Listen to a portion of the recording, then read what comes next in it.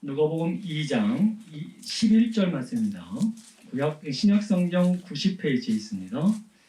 우리 함께 한 목소리로 함께 합독하도록 하겠습니다.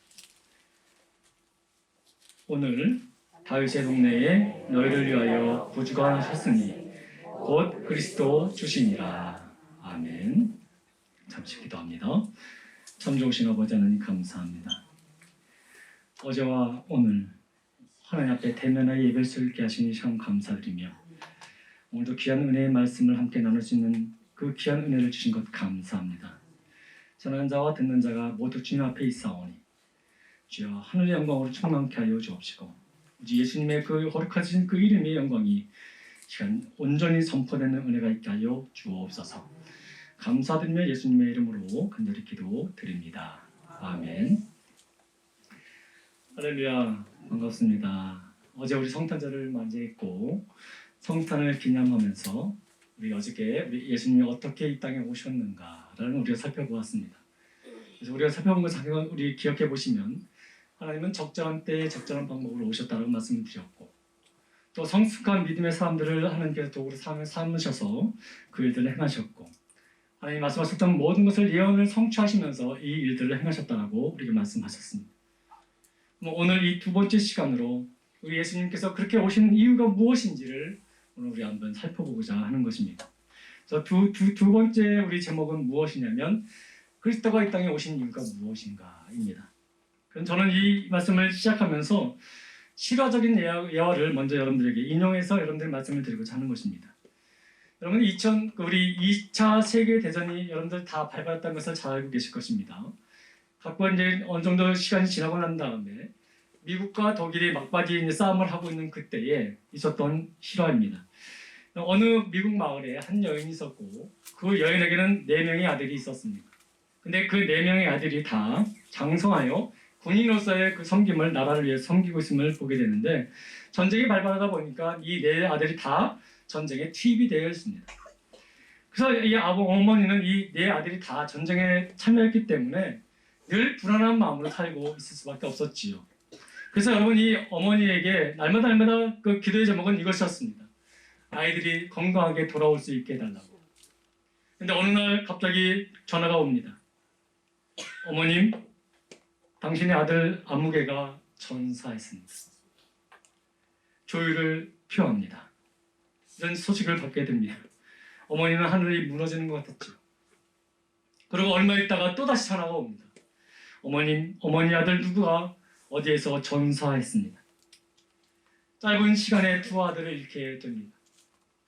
그것도 얼마 지나지 않아 또 한 번 소식이 또 들려옵니다. 어머님, 당신의 아들 누가 어느 전쟁터에서 전사했습니다. 이 세 아들이 어느 순간 갑자기 짧은 시간 안에 죽음을 맞이했다는 소식을 이 어머니가 듣게 됩니다. 너무도 마음이 무너졌고 너무도 안타까운 마음 속에 이 어머니가 절망하고 있을 때에 한 나라의 그 정보를 담당했던 한 분이 자세히 살펴보니까 이 어머니에게 4 아들이 있었고 3 아들이 다 죽었기에 마지막 남은 한 아들을 이 어머니에게 보내야겠다는 마음으로 나라에 보고를 하게 됩니다. 그때 이 나라에서 이 어머니를 생각하면서 그 아들을 구하기 위해서 그 작전을 펼치게 됩니다. 그래서 특공대를 조직해서 이 마지막 아들 이름이 라이언입니다. 이 라이언을 구하기 위해서 모든 것을 동원해서 그 아이들을 찾게 됩니다. 근데 사실 그때는 통신도 되지 않는 상황 속에서 어떤 우편으로 하기에는 너무도 시간적인 부분이 너무도 길기에 특공대를 조직해서 그 아이들을 찾기로 방법을 정하고 그 일들을 행하게 됩니다. 여러분들 그 엄청난 일들을 벌어지고 있는 그 전쟁터에서 이 아들을 찾는다는 것은 결코 쉬운 것이 아닙니다. 그래서 여러분이 특공대가 가게 되는데 특공대가 갔다고 해서 아주 편안하게 그 아들을 찾을 수 있는가? 그렇지 않습니다.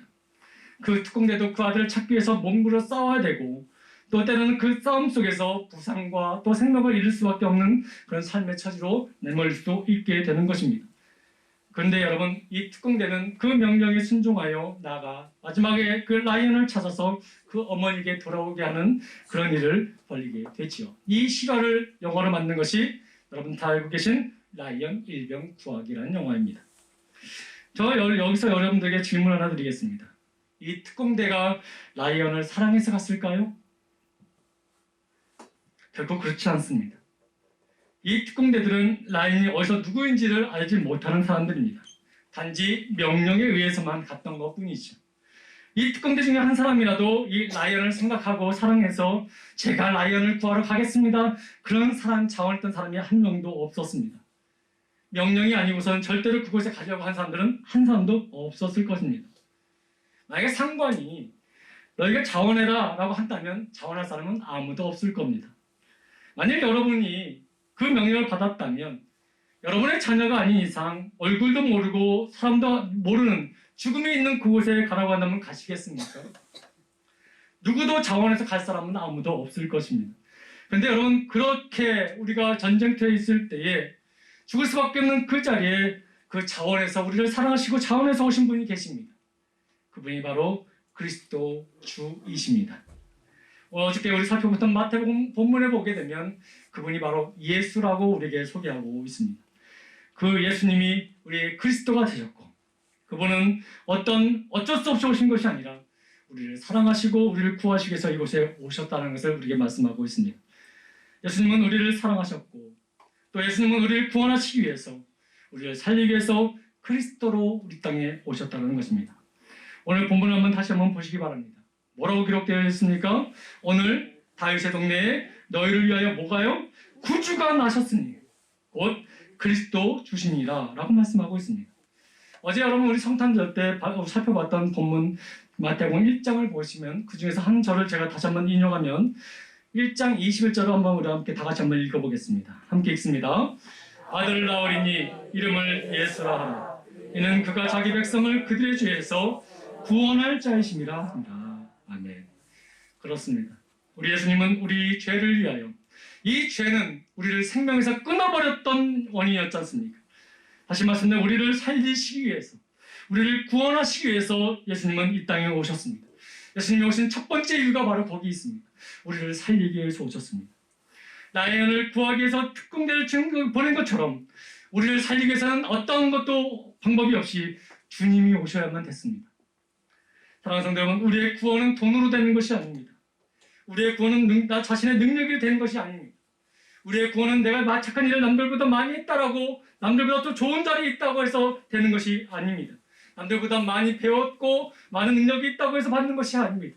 구원은 오직 예수를 믿는 자만이 받는 것입니다.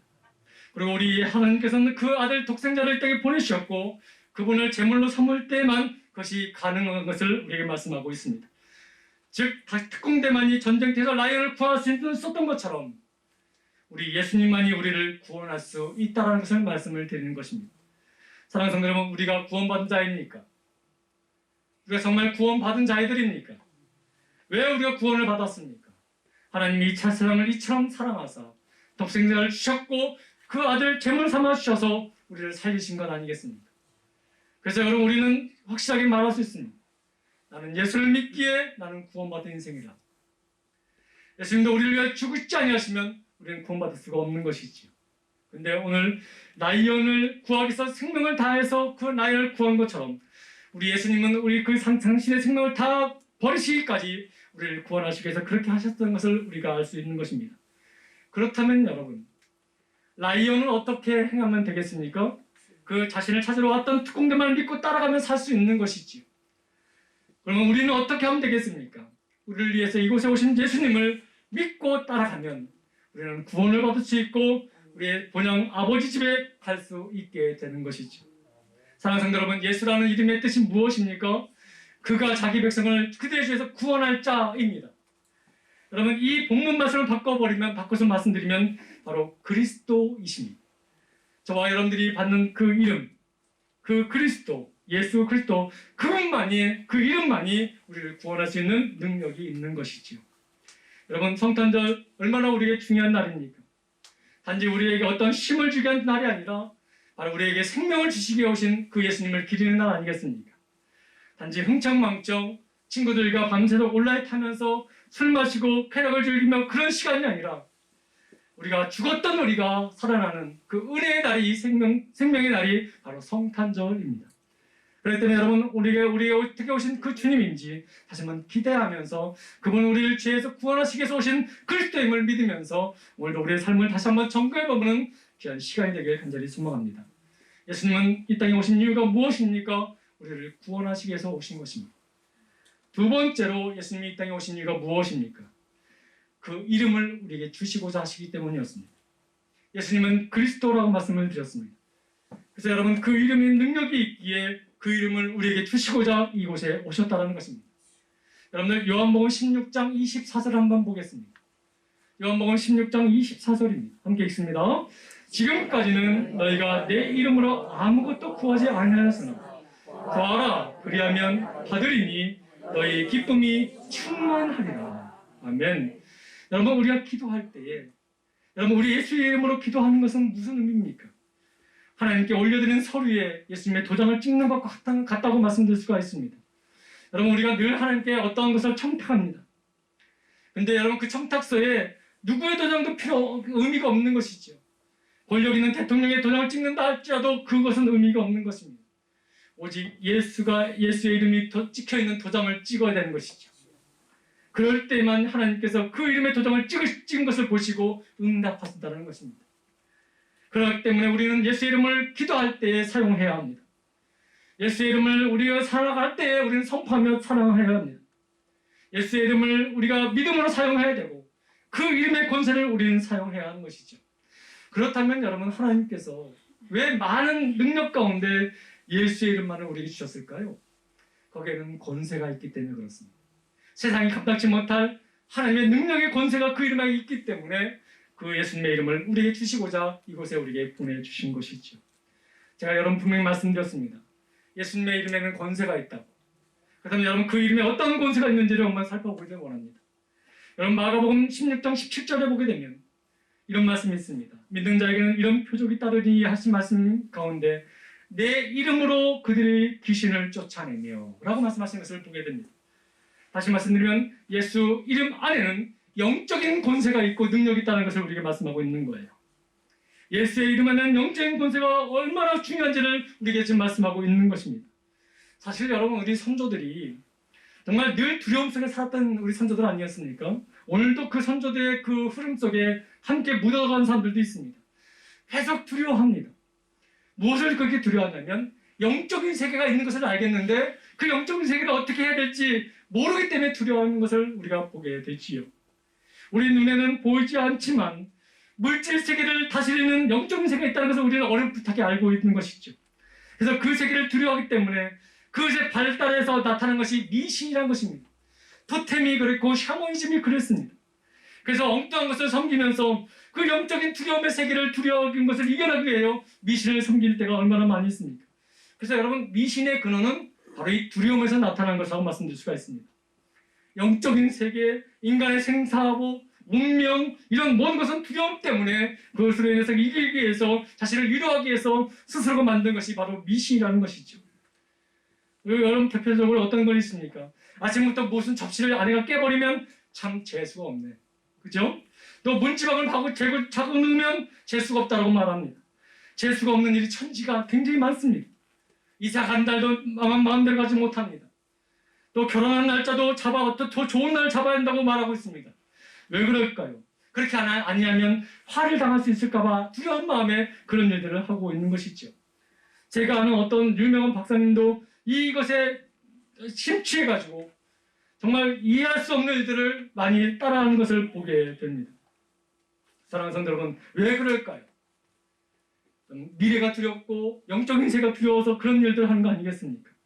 근데 참 감사하게도 이런 미신이 창궐하는 종교성이 많은 이 민족에 하나님의 복음이 들어오기 시작했습니다.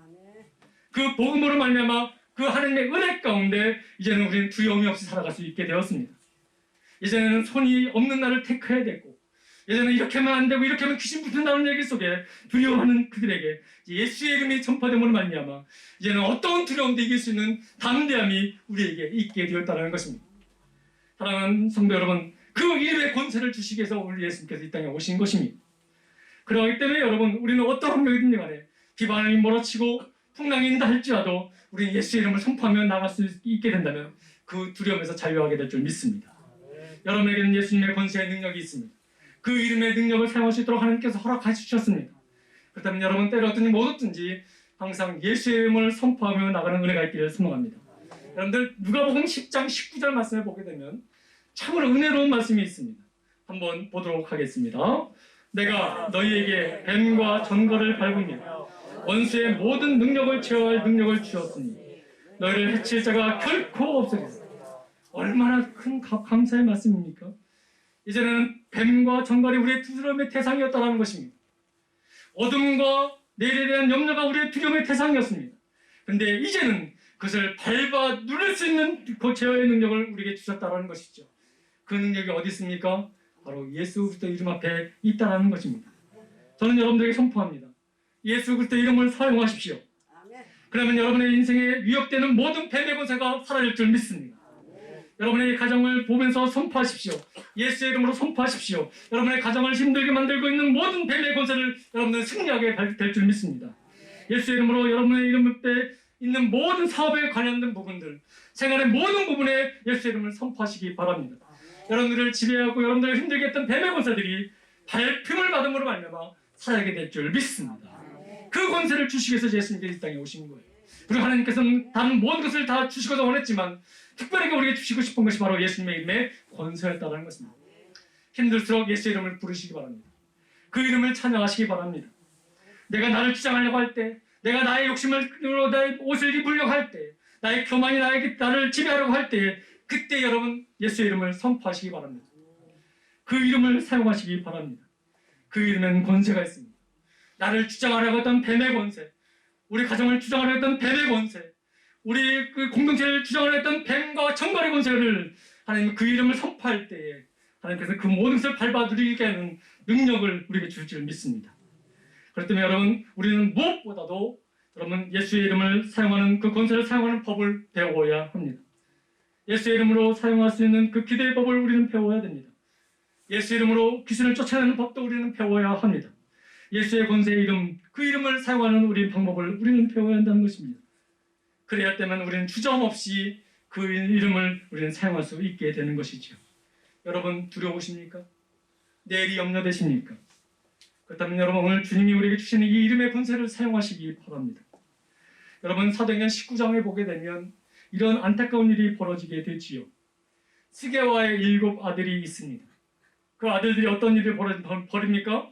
바울이 예수의 이름으로 귀신을 쫓아내고 병든 자를 회복시키는 것을 보니까 그것을 흉내내고 싶은 마음이 들었던 거예요. 아, 나도 저렇게 하면 사람들에게 인기를 끌겠구나, 돈을 많이 벌겠구나는 악한 마음을 가지고 예수의 이름을 만홀히 여기며 사용하게 됩니다.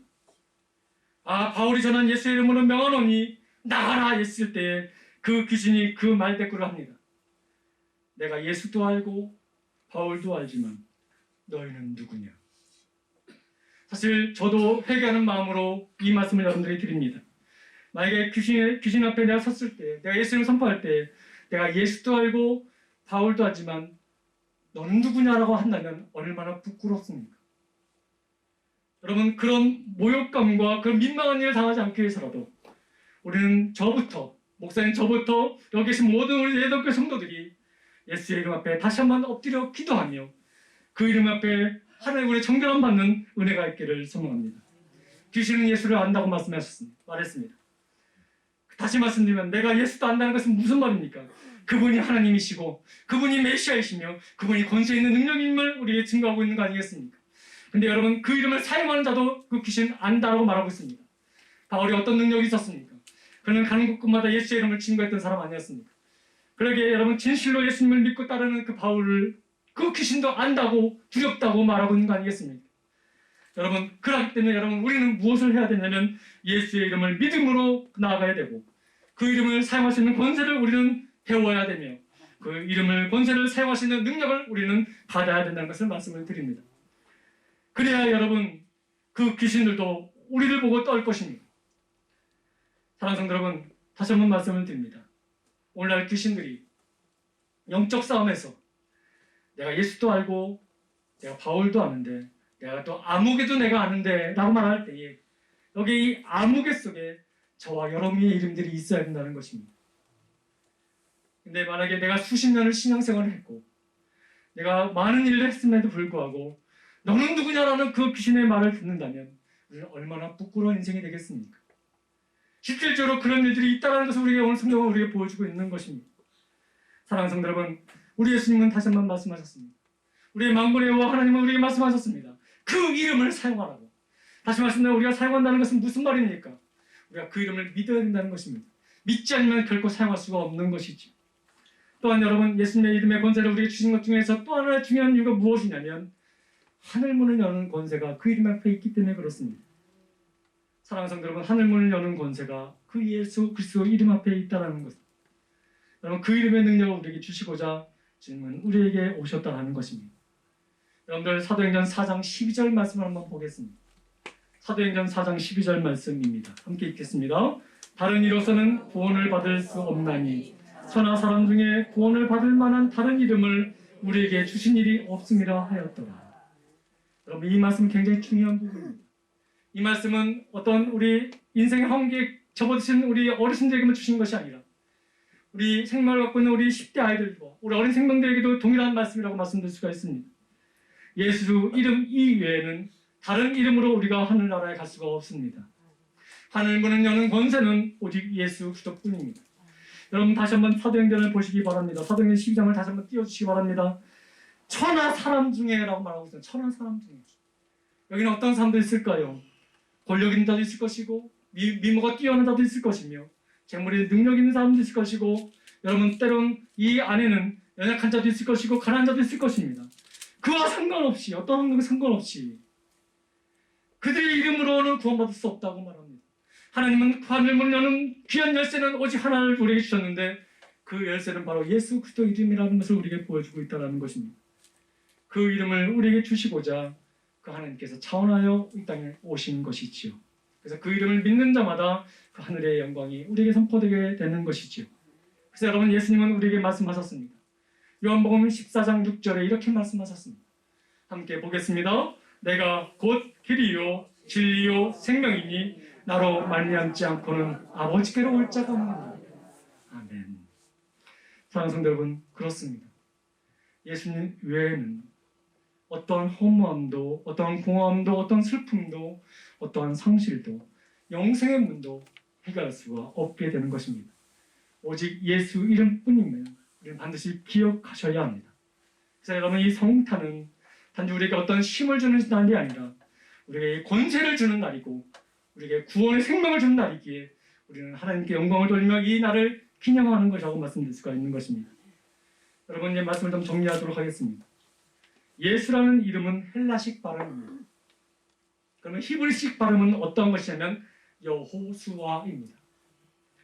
그렇기 때문에 여러분, 우리 구약 성경에는 이 여호수아라는 이름이 우리가 어떻게 쓰였는지 잘 알고 있지 않습니까?